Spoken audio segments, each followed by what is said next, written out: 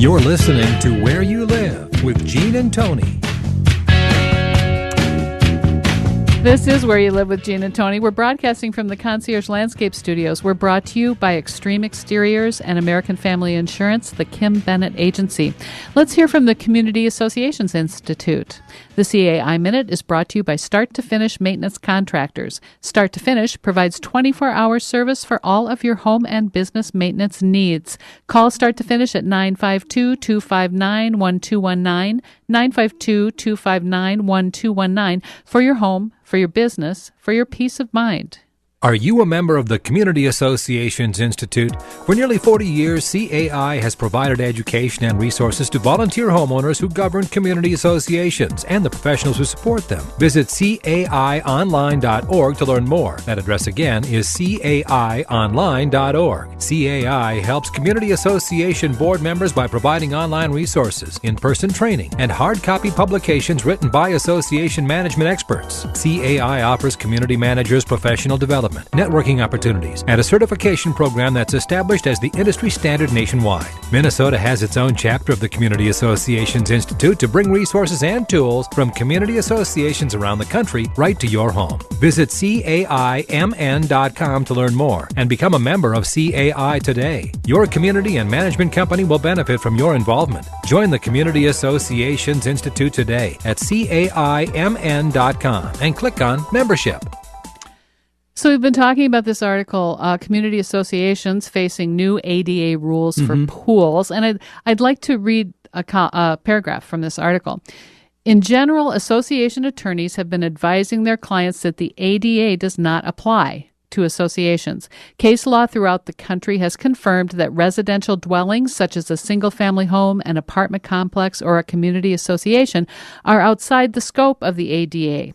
According to one judge, whether a particular facility is public turns on whether it is open indiscriminately to other members of the general public.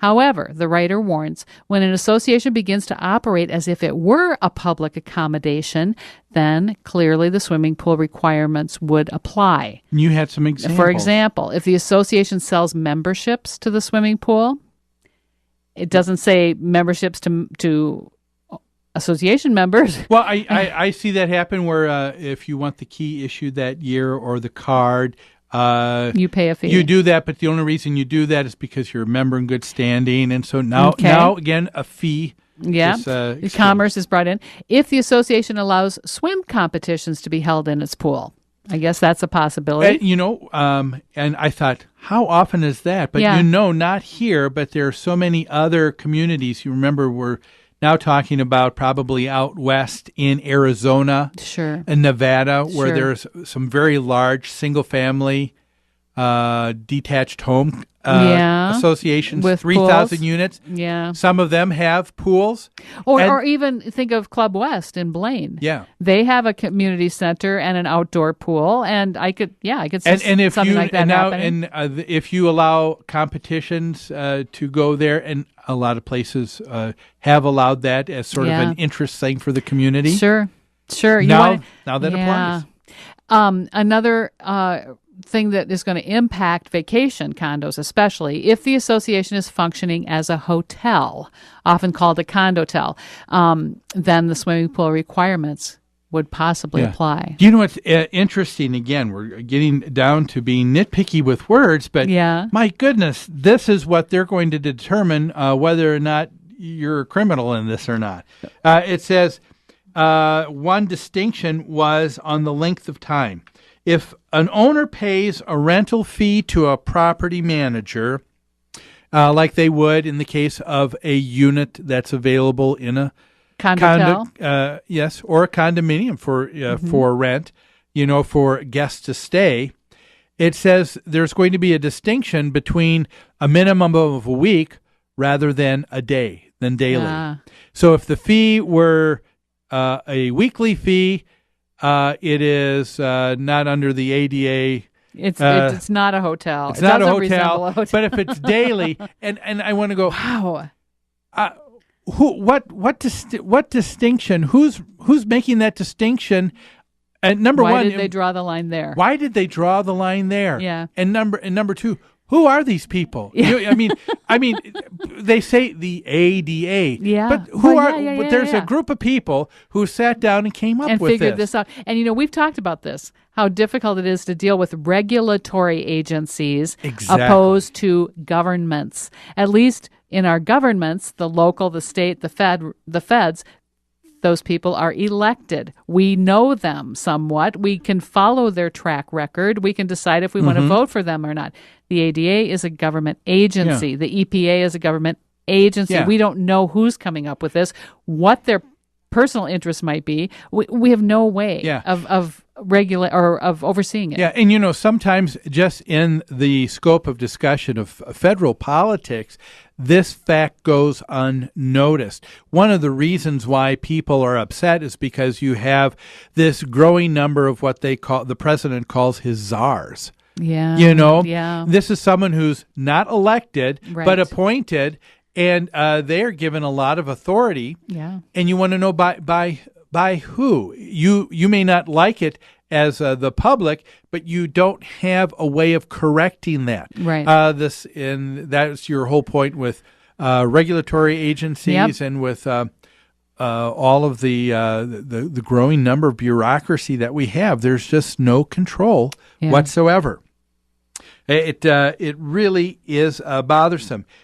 One of the things that I think is interesting to think about here is there's a question about if the disabled person asks the association to provide the pool lift, should that be required by the association? Mm-hmm. Is that what would be considered reasonable accommodation? And it says in this article, this is the question that is open right now with the Justice Department and HUD. Okay, a very important one. If they don't have that figured out, they leave that pretty much open. My goodness, it's going to be decided in the courts. But will it? Will people? One of the things that people are saying now and dealing with is people are going to court constantly right now because of violations to HUD, to fair housing laws, and but we've also many times asked the question: are they really? Is there something that is really being violated here, or the idea that we're again in such a hypersensitive point in our society that soon as someone makes an accusation, we want to immediately distance ourselves from that person, and that person is almost vilified and considered a criminal, guilty until been charged. Yeah, and there's some of that. Hasn't that been the case in what's happened? Case in point with an association we managed a while ago. Remember, when we had one of our managers at New Concepts on. A individual lived in a homeowners association. The governing documents of the association from the very beginning said no more than 3 people can live in the condo. In a two-bedroom unit. This person had 4. Okay. And so the association didn't talk to the renter. They talked to the unit owner and said... The owner rented it to a family of 4. Yes, I good. See. Yeah, thanks for that clarification. Okay. So the unit owner rents it out to someone else. The association says to the owner, we had an agreement here that you signed. Right. That's right. But you have now misapplied that. it, so we want you to have the person out. The board was beginning to talk about the idea automatically, well, there's 3 months left on the lease, let it go, but don't let it happen again. Okay. And don't renew. Okay. But what happened, the owner of that unit said, you got to go. And all of a sudden he just wanted to kick them out. Yeah. I see. And now the renter sues and makes this a case for HUD. And who's brought up on charges? The homeowners association. Not the homeowner. Not the owner. The homeowner was not even a part of this at all. And really, the issue was not about the association at all. It was about whether this owner had legally evicted his tenants or not. But where is the public discussion to talk about? Well, there is none. How about just the notion is is it really discrimination if you can limit the number of people in a home? That's legal to do that. I mean, and again, I've used this example many times. Don't we have a limit on how many people could be in an elevator? Yeah. Don't we, don't we have a limit on how how many people can be in a car safely? That's right. That's right. If that is done and done it's always been allowed for the landlord to decide how many people can live in a home. The problem with this, these renters went to HUD. HUD stepped in and said, homeowners association, you have got to back down or you're going to deal with us. You're going to deal with the big gorilla that's now in the room. Yes. And what happens is these issues do not actually get decided in court. They never get there. They make an agreement because the association is not going to risk going to court with no way of knowing the outcome and with no way of knowing what the expense is going to end up being. So, of course, the association is going to settle somehow before it ever gets to court. So these things are just happening. The big bully with the gun is pushing them around, and it's never decided by any government agency or court. And again, this may be shocking for some people, but in some cases, the real bully is not the person who you think is being discriminated. They're the bullies to someone else because in the case of the association, this was wrong. They didn't want to continue to live there, but guess what? They would accept $6,000 from the association. I see. It becomes move out. Yeah, it becomes an instant payday. Yeah. You're right. And you know what? The association was in a completely untenable situation. Yeah. They have to enforce their rules, or they're going to be accused of discrimination against their other members. It's crazy. This is quite a topic. We got so much we can talk about this, and we could go on this, but we'll wait till next week's show. Okay. That's all the time we've got for today, folks. Thanks for joining us today on Where You Live. Have a great Sunday. See you here next week. By you.